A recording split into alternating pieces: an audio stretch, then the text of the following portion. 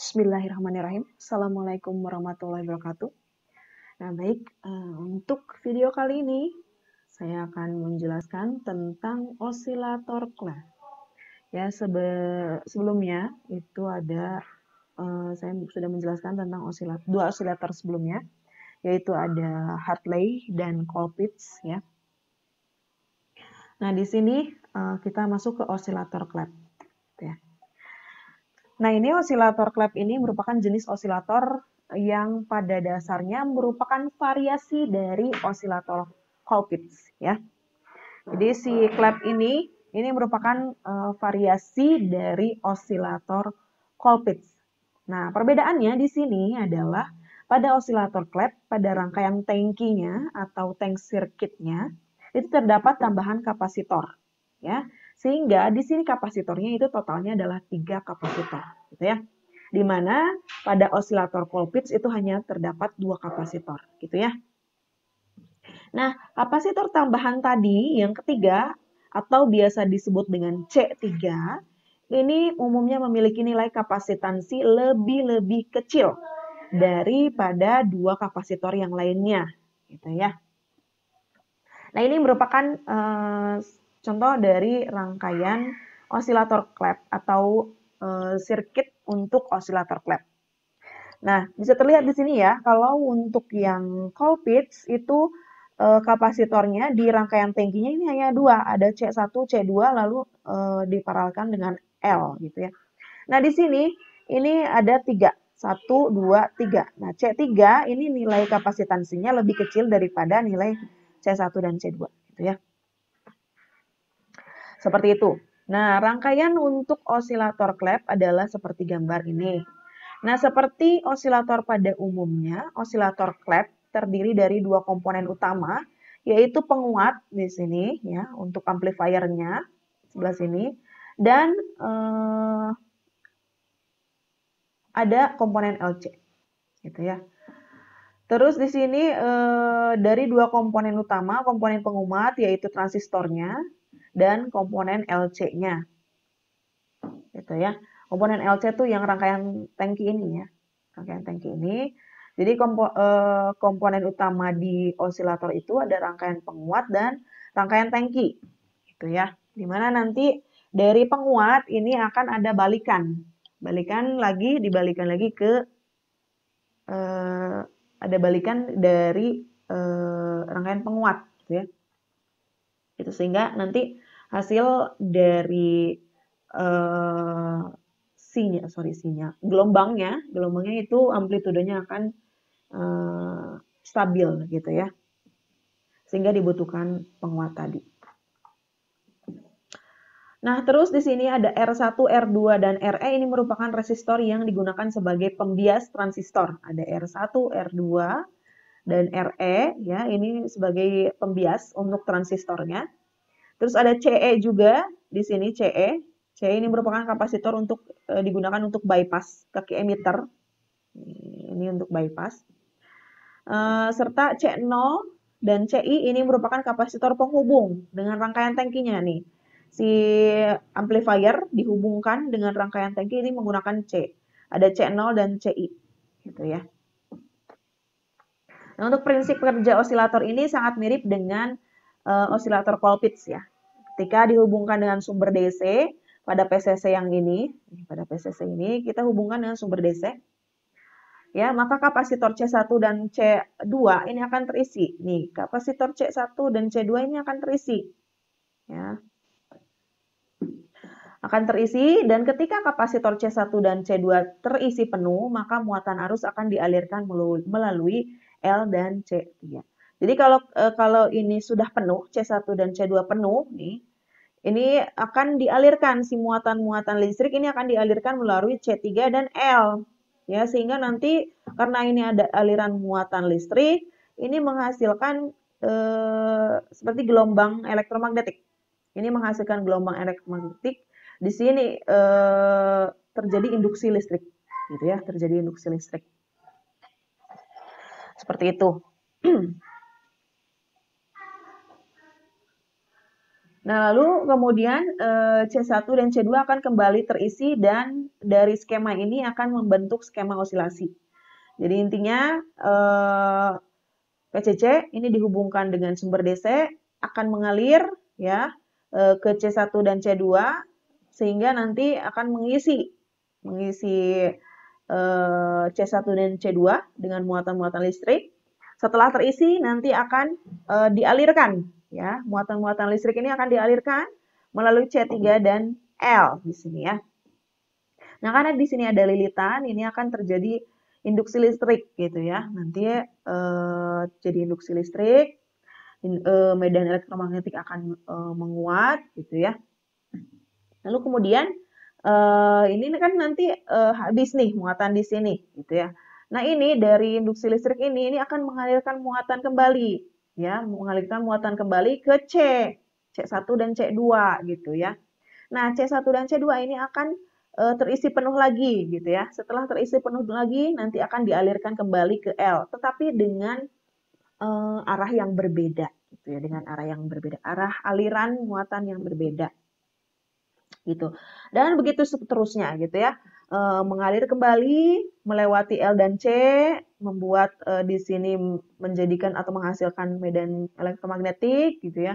Nanti ini habis di sini sedikit-sedikit nanti induksinya menurun, nanti akan dialirkan kembali ke C1 dan C2 dan begitu seterusnya gitu ya.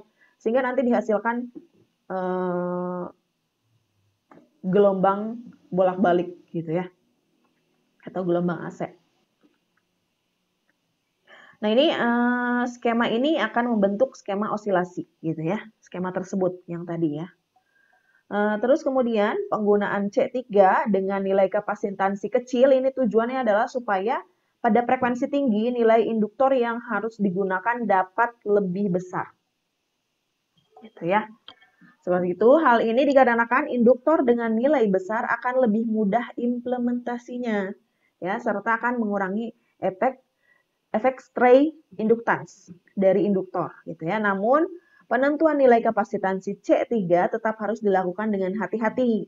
Karena jika nilai C3 terlalu kecil, maka dapat menyebabkan tidak terjadinya osilasi. Gitu ya.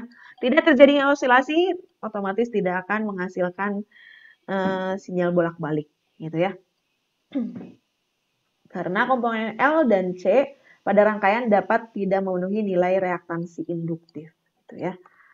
Nah, ini untuk menghitung nilai frekuensi resonansi dari osilator ini dapat menggunakan formula berikut, ya, yaitu Fr sama dengan 1/2V akar dari CT dikali L. Dengan CT-nya ini sama dengan 1/1/C1 plus 1/C2 plus 1/C3 gitu ya. Nah, jika nilai C3 jauh lebih kecil daripada C1 dan C2, maka persamaan di bawah ini dapat digunakan gitu ya. Jadi kita abaikan saja yang C1 dan C2 karena yang ini kan lebih kecil. Gitu ya. Maka didapat nanti hasilnya itu Fr sama dengan frekuensi resonansi sama dengan 1/2V akar dari C3 dikali L. Gitu ya. Jadi kita nggak usah masukkan C1 dan C2-nya. Gitu ya. Seperti itu. Tapi kalau kalian masih penasaran, ya sudah saja, masukkan saja ya C1 dan C2-nya gitu ya ke persamaan tadi gitu ya. Kalian hitung CT-nya lalu dimasukkan ke sini nilai CT-nya dikalikan dengan L. Ini hasilnya tidak akan berbeda jauh dengan yang Fr sama dengan 1/2V akar dari C3L. Malah kalau kita masukkan hanya C3-nya saja, ini malah akan lebih akurat ya hasilnya. Hasilnya akan lebih akurat dan akan lebih stabil gitu ya. Nah, di sini karena C1 dan C2 keduanya terhubung ke ground di salah satu ujung, kapasitansi lain muncul secara paralel dengan C1 dan C2 ke ground, mengubah nilai efektif gitu ya. Jadi karena si C1 dan C2 tadi terhubung ke ground gitu ya, maka nanti akan ada kapasitansi lain yang muncul sehingga nanti akan mengubah nilai efektifnya gitu ya. Maka dari itu Nah, kalau si C3 ini tidak terpengaruh dengan kapasitansi lain tersebut gitu ya. Maka kalau kita hanya memasukkan nilai C3 saja, itu dapat memberikan frekuensi osilasi yang lebih akurat dan stabil gitu ya. Seperti itu. Karena tadi tidak terpengaruh dengan hal yang tadi ya. Seperti itu. Nah, di sini coba simulasikan rangkaian osilator clef ya. Seperti pada gambar di berikut ya, rangkaian berikut. Di sini ada sumber DC-nya yaitu 20 volt. Ya, ini untuk rangkaian penguatnya. Rangkaian penguatnya di sini. Terus di sini untuk rangkaian tangkinya. Ini untuk rangkaian tangkinya di mana C yang pertama di rangkaian tangki itu adalah senilai 0,1 ya, mikrofarad. Terus di sini juga ada C3 di sini atau C2 0,1 mikrofarad juga. Terus C yang ketiga ini 10 nanofarad. L-nya ini adalah 47 mikrohenry. Nah, ini merupakan rangkaian tangkinya. Ini C1, C2, dan C3. Nah, silakan disimulasikan. Simulasikan rangkaian tersebut. Ya, lalu nanti lihat hasilnya. Nah, kalau di saya ini hasilnya sebagai berikut. Ini mohon maaf, hasilnya tidak saya perbesar, tapi ini bentuknya adalah bentuk gelombang bolak-balik ya, sinusoidal. Dengan frekuensi resonansinya yang didapatkan adalah 242,155 kHz. Gitu ya. Didapat frekuensi resonansinya adalah sebesar 242,115 kHz. Nah, dari hasil simulasi yang tadi, ini didapatkan hasil bahwa rangkaian percobaan simulasi menghasilkan osilasi dengan frekuensi sebesar 242,155 kHz. Nah, jika dihitung dengan metode pendekatan yang tadi ya, yang ini. Ini didapat hasilnya adalah sebagai berikut. Fr ini nilai sekitar ya, Fr sama dengan 1/2V dikali akar dari C3L. Ini sama dengan 1/2V kali 10 nanofarad dikali 47 mikrohenry. Ini saya masukkan hanya C3-nya saja. Ini dapat hasilnya adalah 132,151 kHz. Nah, di sini terdapat perbedaan hasil perhitungan dan simulasi kurang lebih 10 kHz. Namun perhitungan itu juga merupakan hasil dari pendekatan ya. Ini merupakan hasil dari pendekatan.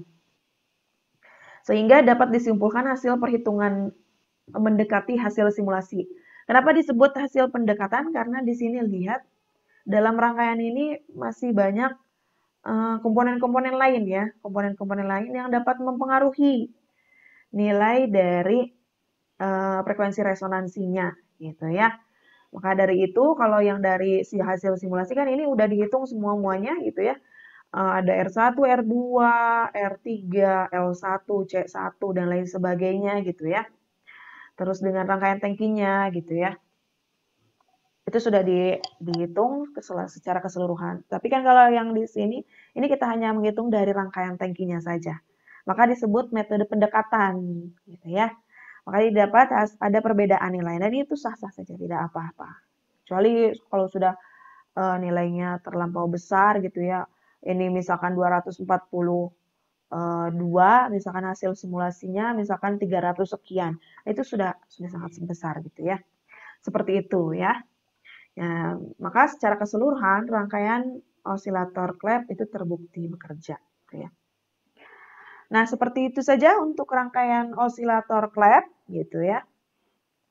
Nah, ini ada latihan di sini. Ada satu rangkaian dan analisa rangkaian osilator clef di bawah ini dengan nilai L-nya 100 mikrohenry, C-nya 2N2 dan 10 nanofarad. C2-nya 22 nanofarad dan C3-nya 2N2 dan 10 nanofarad. Ya, kalau misalkan seperti ini ada 2N2 dan 10 nanofarad, ini kalian dua kali ya, dua kali simulasi. Yang pertama, untuk C1 2N2, C2 22 nanofarad, C3 2N2 gitu ya. Terus simulasi yang kedua nanti didapat hasilnya dan lain sebagainya, dianalisis, dibandingkan dengan perhitungan manualnya atau perhitungan menggunakan persamaan yang tadi. Terus simulasi lagi dengan nilai C yang berbeda, yaitu C1 10 nanofarad, C2 22 nanofarad, C3-nya 10 nanofarad gitu ya. Seperti itu. Nanti silakan dicoba kembali.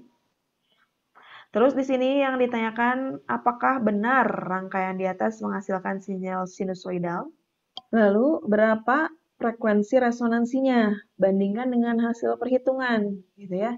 Nah, silakan latihannya dicoba. Ya, kalau misalkan ada pertanyaan boleh hubungi saya via WhatsApp, ya. Baik, kalau begitu untuk materi osilator klep cukup sampai di sini. Semoga ilmunya bermanfaat. Wabillahi taufik wa hidayah. Wassalamualaikum warahmatullahi wabarakatuh.